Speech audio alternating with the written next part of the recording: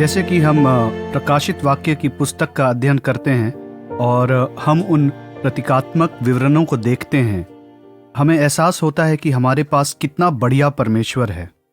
प्रतीक पाठ में है क्योंकि हमारे प्रभु की संपूर्ण प्रकृति या सभी स्वर्गीय धन को पकड़ना असंभव है जो हमारे लिए उनके पास है। अगले कुछ छंदों में हम प्रभु यीशु मसीह के प्रतीकात्मक वर्णन के बारे में पढ़ेंगे। जब हम वास्तव में देखेंगे तो वह शानदार होगा, जो इन शब्दों की तुलना में वैभव और सौंदर्य से कहीं अधिक बड़ा है। इस तरह से यूहन्ना का मानव मन उस पर कब्जा कर सकता है और जिस तरह से यह संचारित हो सकता है उन सीमाओं के साथ जो हमारे अपने मन के साथ है, लेकिन वे अभी भी हमारे प्रभु के बारे में उनकी चीज़ों को इंगित करता है जो हम कलीसियाओं के लिए जानना महत्वपूर्ण है, विशेषकर इस कलीसियाओं की अवधि में। इसलिए हम प्रकाशित वाक्य अध्याय 1 और वचन 12 को देख रहे हैं। यह कहता है, और मैंने उसे जो मुझसे बोल रहा था देखने के लिए अपना मुंह फेरा, और पीछे घूमकर मैंने सोने की 7 दीवटें देखी। 7 दीवटों का उल्लेख है जो 7 कलीसियाओं और 7 एक संपूर्ण और पूर्ण संख्या है। ये कलीसियाओं को संदर्भित करता है। कलीसियाओं की अवधि के दौरान, और न केवल एशिया के 7 कलीसियाएं, लेकिन कलीसियाओं की अवधि तक सभी कलीसियाओं को यीशु के दूसरे आगमन तक। फिर 13 वचन में यूहन्ना देखता है कि उन दीवटों के बीच में मनुष्य के पुत्रों सरीका एक पुरुष को देखा। इसका मतलब है कि प्रभु यीशु मसीह अपने कलीसिया के बीच में है। पुराने नियम में पुरोहित दीपक खड़ा करेगा, वह पुराना तेल निकाल लेगा और नया तेल डाल देगा और पलीता को काटेगा ताकि प्रकाश और तेज चमके। अब जब यीशु का प्रतिनिधित्व किया जाता है जो दीपक के बीच में चल रहा था, यह एक पुरोहित की आकृति है। यीशु पूरी कलीसियाओं का उच्च पुरोहित है और वह दीपक को छोटा कर देगा। वह प्रार्थना करेगा और शुद्ध करेगा। यीशु और वह कलीसियाओं को उसकी रोशनी को चमकने में मदद करेगा। मसीह के लिए गवाह के रूप में वह अधिदेश और कृत्य है जो प्रभु ने हमें दिया है कि हमें अपनी रोशनी को एक कुटिल और विकृत दुनिया में चमकते रहना है। जब हम पढ़ते हैं, मनुष्य के बेटे की तरह एक जो पांव तक का वस्त्र पहने और छाती पर सुनहला पटुका बांधे हुए था, यह पुरोहिती कार्य को दर्शा रहा है। फिर वचन 14 में उसके सिर और बाल श्वेत ऊन वरन पाले के से उज्ज्वल थे और उसकी आंखें आग की ज्वाला की नाई थी। यहाँ प्रभु का वर्णन पुरोहित और राजा के वर्णन के संयोजन की तरह है। वह अपने पैरों के साथ नीचे की ओर एक कपड़ा पहना हुआ था जिसकी छाती के चारों ओर एक सुनहरी पट्टी थी और उसके सर के बाल ऊन की तरह सफ़ेद थे और बर्फ की तरह सफ़ेद हमारे प्रभु की पवित्रता को दर्शाता है। उसकी आंखें जैसे आग की लौ, प्रभु की मर्मज्ञ आंखें जिनके आगे कुछ भी छिपा नहीं रह सकता।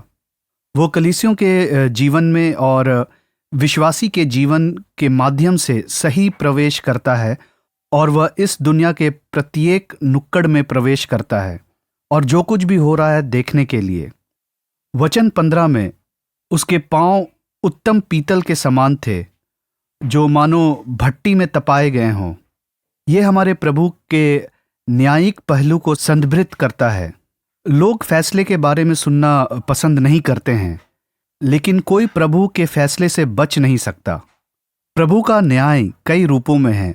लौकिक न्याय जो इस दुनिया में हमेशा सक्रिय रहता है और कभी कभी यहाँ तक कि विश्वासियों को उनके दुष्कर्म और दुर्व्यवहार के लिए भी आंका जाता है।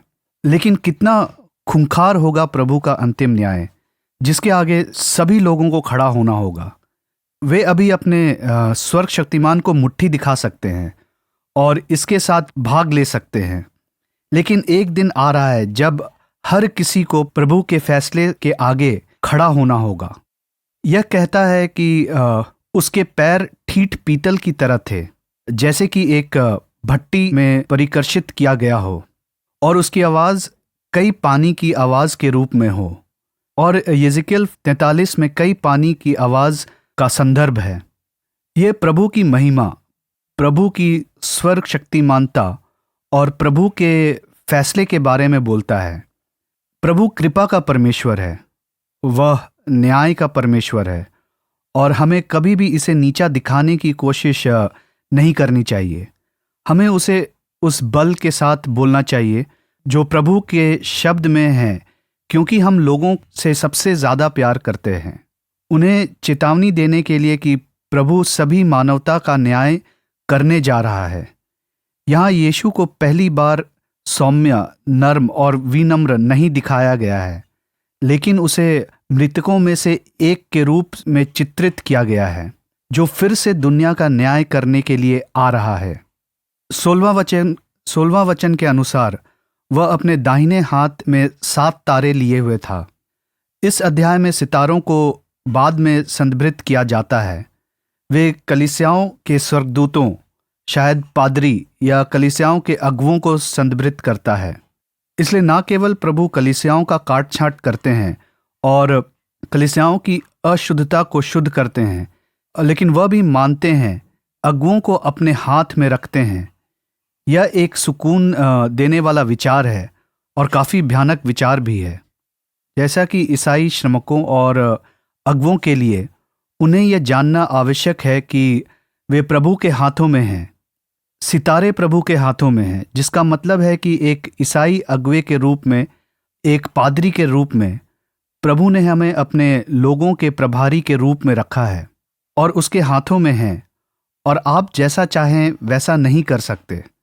यह एक चेतावनी है और यह प्रोत्साहन का शब्द भी है, क्योंकि जब आप जानते हैं कि आप उसके हाथों में हैं, तो वह हाथ सुरक्षात्मक है।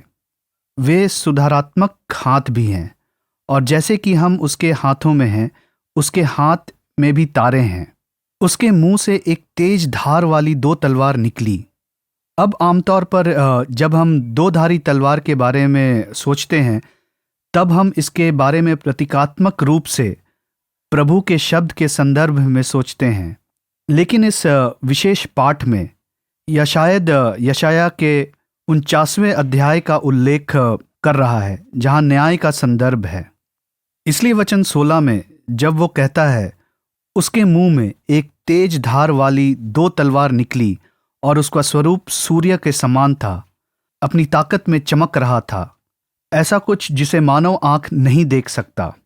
यह एक उद्घोषणा है या एक घोषणा कि प्रभु वापस आ रहा है और मसीही न्याय लौट रहा है। विश्वासियों के अनुसार हम मसीह की वापसी के लिए तत्पर हैं।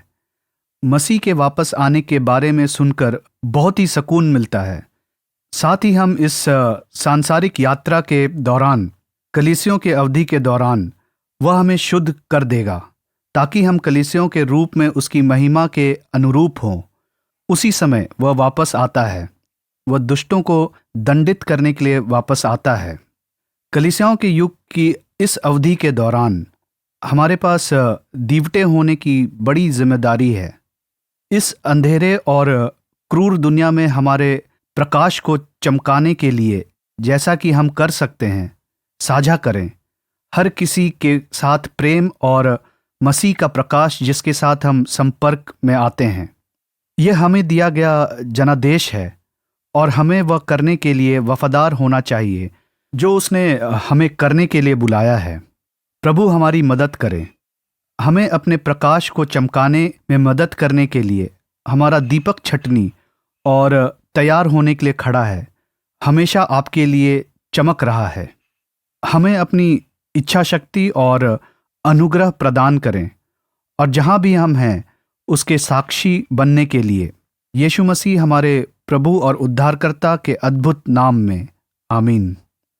आप जहाँ भी हों अपने प्रकाश को तेजस्वी रूप में चमकने दें और प्रभु आपको शक्ति प्रदान करें और आपको यीशु के नाम पर अनुग्रह प्रदान करें। धन्यवाद। प्रभु आपका भला करे।